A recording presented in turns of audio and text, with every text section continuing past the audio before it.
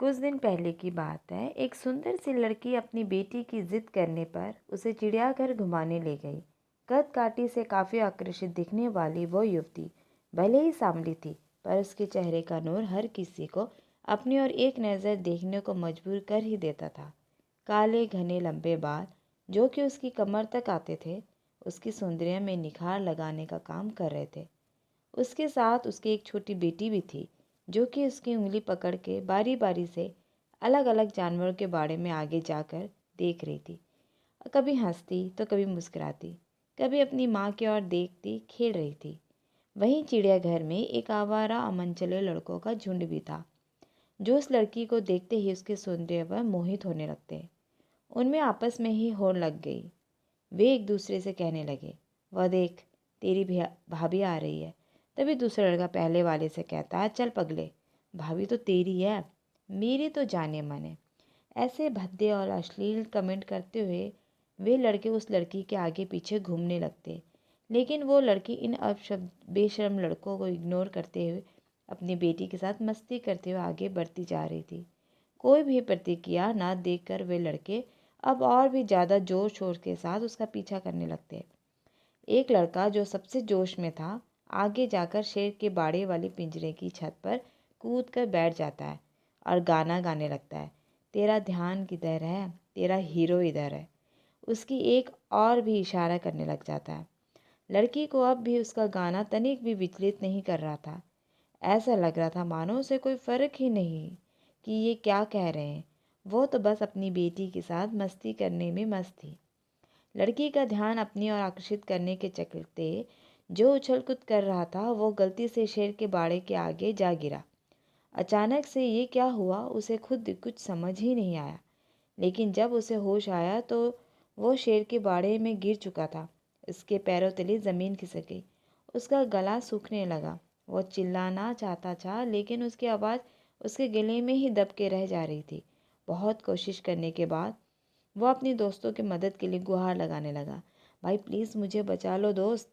लेकिन कोई भी उसकी मदद करने के लिए आगे नहीं आ रहा था। दूसरी ओर जैसे ही शेर ने देखा कोई उसके बाड़े में आ गया है, शेर धीरे धीरे दबे पांव आगे बढ़ने लगा। शेर के चेहरे और उसकी आंखों को देखते हुए लड़के का हालत बेहाल हो गया था।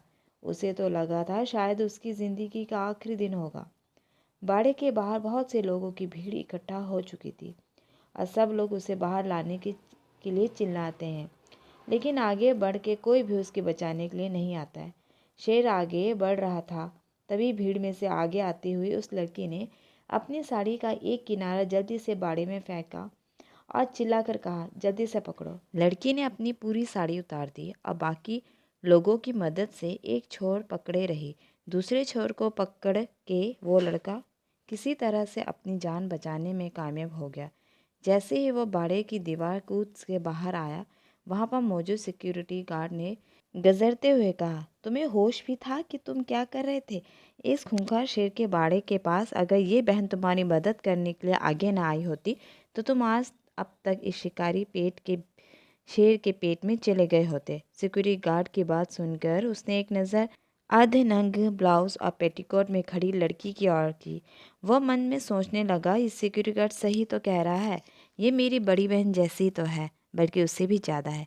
एक बहन ही तो है जिसने अपने भाई की जान बचाने के लिए अपनी इज्जत की परवाह किए बिना अपनी देह से साड़ी उतारकर मेरी रक्षा की। लड़के ने हाथ जोड़े और उस लड़की के पैर में गिरते हुए माफ़ी मांगने लगा, बहन मुझे माफ़ कर दो, मैं कुछ देर के लिए भाव तमाव में बह गया था और अपनी मर्यादा को भूल गया था। मुझे माफ़ कर दो। अपने अपनी इज्जत की परवाह किए बगैर मेरी जान बचाने के लिए अपनी साड़ी तक उतार दी। आगे से मैं किसी भी महिला को अपनी माँ और बहन की नज़र से ही देखूंगा। उस लड़की ने अपने पैरों में पड़े लड़के को पकड़ के उठाया और मुस्कुराते हुए कहने लगी, भाई किसी भी लड़की की इज्जत उसके बदन पर लिपटे चंद वस्त्रों से नहीं होती और ना ही उसके किसी विशेष अंगों में होती है। ये हम इंसानों की मानसिक विकृति है जो उसे जबरन इज्जत के साथ जोड़ के देखते हैं। जबकि सच्चाई तो यह है कि स्त्री की इज्जत तो उसके आचरण, उसके चरित्र से जुड़ी होती है। उस सुंदर सी दिखने वाली लड़की के आकर्षित मुख से इतनी प्यारी मर्यादा और भावपूर्ण शब्द सुनकर वहाँ मौजूद भीड़ तालियां बजा उठी। हमें स्त्रियों महिलाओं का सम्मान करना चाहिए, ना कि उसे किसी विशेष ऑब्जेक्ट की तरह ट्रीट करना चाहिए। धन्यवाद।